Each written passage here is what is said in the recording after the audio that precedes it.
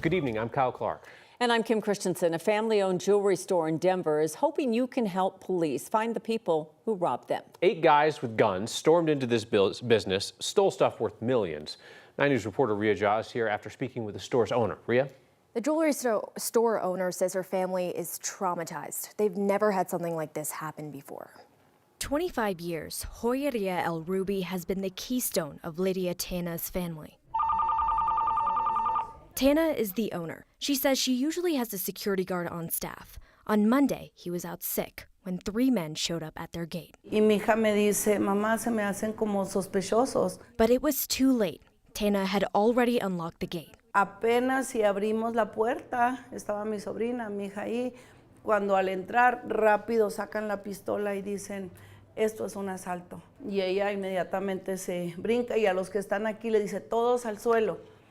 Y todos al suelo y ellos se brincan, los otros para allá, nosotros corrimos. In the front, 4 men armed with guns forced their way inside, while the youngest Tana was sitting in the back. Nosotros corrimos rápido, mi hija, mi sobrina y yo. Tana's daughter escaped with the children seconds before 4 more men came in through the same back door. Tana was able to press the alarm to notify police, but she says that didn't stop the men from assaulting her and her family. Uno me jala de la cola, yo traía un cabello recogido, me lleva de la cola y me da con la cacha de la pistola y me abre la cabeza. Her life and livelihood hanging in the balance. Y en ese momento tú piensas que pues si a él le daba gana, o sea, jalar el gatillo y pues ahí hubiera quedado.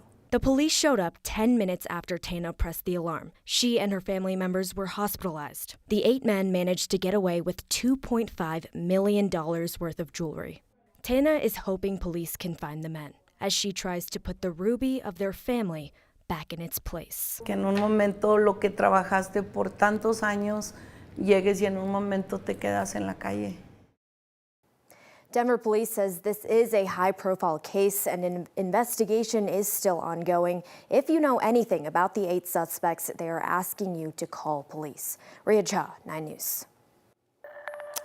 DIA hit 95 degrees. That's 8 days in a row, and the hot weather should stick around tomorrow. But hey, at least we're getting some great views like this from our Corey Reppenhagen. Posted on social media tonight. Kathy? Yeah, beautiful. And we got some rain, you guys. Yeah. Oh, great. Smell it? Yeah.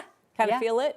Yep, we got a chance for more tomorrow, which is nice, and also a cooler temperature trend heading into Friday and Saturday. Still tracking showers and storms out there right now. After a day with 95 degrees, temperatures have actually come down into the 60s, and there's a bit of moisture out there, so maybe a little rain on the roof when you're going to sleep. Upper 60s in Denver this hour, and that was our low temperature the other night. So this cooler temperature trend, at least for tonight, is lovely. A little thunder and lightning from Fort Morgan and Sterling, and the heavier storms pushing east of Springfield. A couple of storms outside of Flagler and some new development around Castle Rock and Parker tonight, moving pretty quickly from the west toward the east. And right now, downtown Denver is dry, but may not stay that way. Sometimes the outflow boundaries from collapsing storms can create another round of storms. So we do have kind of that marginal risk for a few storms between now and 6 a.m. with some heavier hail-producing storms possible out east. Tomorrow we do this all over again, but a slow-moving plume of moisture could mean excessive rainfall out across the western slope.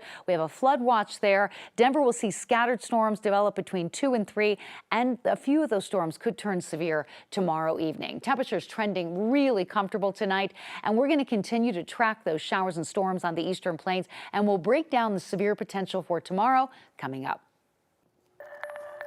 A young woman was killed in a random shooting in Aurora 2 years ago today, and tonight her family is pushing for answers. Brisa Chavez was 20 years old when police say she was killed at random from a single gunshot on East 13th Place. She was sitting in a car outside her home when it happened. Her family held a vigil at her gravesite today. We spoke with her mom, who's heartbroken. Va a estar aquí conmigo y que es una niña pues hermosa y qué más puedo decir, o sea, y que recordarla siempre, especialmente en este homenaje que le vamos a hacer, que sepa que siempre me va a tener a mí, siempre, donde quiera, aunque no esté conmigo presente, pero ella siempre va a estar, que yo esté ahí con ella. The person charged with killing Chavez went on trial last month. It ended in a hung jury. The district attorney plans to retry the suspect for her murder in September. A man who says he was shot by a former Aurora police officer is now suing that former officer and the city. Former officer Douglas Haroon is charged with shooting Devon Jameer Fernandez Zuluaga in December of 2022. Aaron Slade's an attorney representing Fernandez Zuluaga. He says he believes that the charges are not enough. Civil suit he filed says that the former officer, Haroon, was responding to a domestic violence call between his client's landlords. The officer arrested one of those landlords. And the attorney says when Fernandez Zuluaga stood up, thinking the situation was resolved, it was all good, that's when he got shot. Police accountability makes our communities safer. We need a police department and a police agency that we can actually trust. And in order to get that, in order to build that trust, we need to know that when an officer violates our constitutional rights, that they're held accountable. That starts to begin to build that trust. Fernandez Zuluaga is seeking damages for emotional distress and to cover his medical bills. It's not the only legal trouble that this former officer is facing. He resigned from the department after he was arrested for the assault of a woman with disabilities while he was off duty. That's scheduled to go on trial in September. We reached out to the city of Aurora. They said they can't comment at this point. A family from Missouri says they're stranded in Denver after a terrible crash involving an Amazon truck. State Patrol says 46-year-old Murden Bekevev lost control of his semi on I-70 in Arapahoe County last week and slammed into incoming traffic, blocking all eastbound lanes. Quindale Allen was behind the wheel of a car with 7 people inside. He says there were no flares or anything indicated there was a hazard on the road. He couldn't stop in time, so he crashed into the semi. All 8 people in the car survived. 1 remains hospitalized with a broken neck. Quindale's daughter, Leanna, says they've lost so much in this crash and they have no way to get home. None of us have IDs. All our credit cards, everything was destroyed. Nobody know who we are. And it's like no one understands this. We can't get on a bus. We can't get on an airplane. You can't even get a rental without identification. Amazon says the driver involved in the crash is no longer working with the company. They say they're cooperating with the investigation. The family says Amazon has not apologized or offered help. Tonight, we're getting an update on Denver's goal of ending chronic homelessness. By the end of the year, the mayor and his team want to move 2,000 people living on the streets indoors. The city spent more than $55 million on the effort since July of last year. Cole Chandler, the mayor's senior advisor on homelessness, told city council members today that on average, 6 people per week are moving from temporary shelters to permanent housing. And Chandler says that's an improvement. We're really starting to stabilize and we're starting to see a huge uptick in service delivery. We're getting better at delivering that services. The city began offering those hotel rooms in September. There are people who moved in then who are still there 9 months later. The city hopes to be housing people for 6 months before moving them on to permanent housing. The Colorado Republican Party is slow-walking an official call for the resignation of its chairman, Dave Williams. Late tonight, a party official told me that the issue has been added to a meeting they're having on August 31st.